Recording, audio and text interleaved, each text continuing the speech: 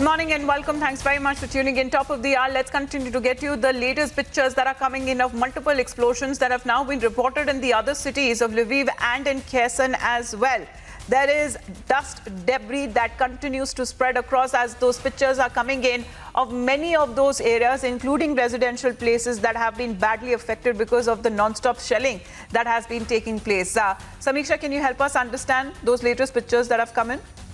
Well, Amita, the latest that we are learning is that explosions have been heard in Lviv and Kherson. Now, remember, this comes on day 18 of Russia's invasion against Ukraine. Even as there have been multiple talks between Russia and Ukraine, nothing has transpired so far.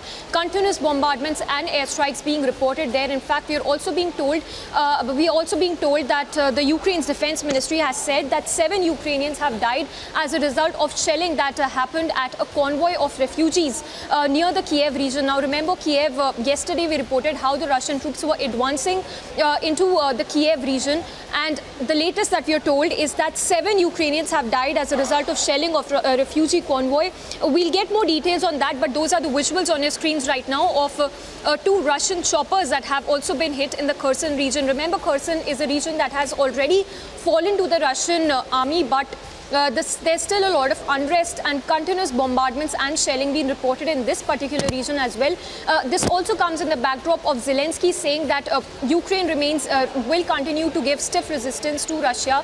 Even as the airstrikes and bombardments continue, Zelensky has also called for talks with the Russian counterpart in Jerusalem and has asked Naftali Bennett also to mediate between the 2 countries. This, in the latest, what we are also told is that Zelensky also dialed Naftali Bennett and also asked him to mediate between Russia and Ukraine. Still a lot of unrest being reported there. The latest that we are told is that explosions that have been heard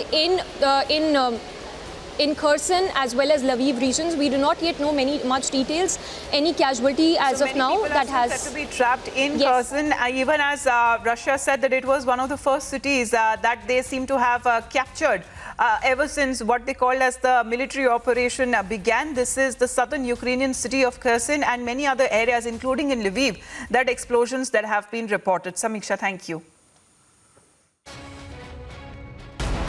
Volnovakha, a town located nearly halfway between the rebel capital city of Donetsk and the Azov port city of Mariupol, will now be controlled by Russian-backed forces. Residents of Volnovakha came to terms with the Ukrainian town being captured by the separatist forces.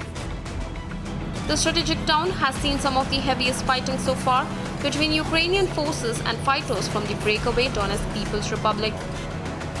The battle has laid waste to much of the town. Residential buildings and streets were destroyed by artillery fire as the separatist forces captured Volnovakha.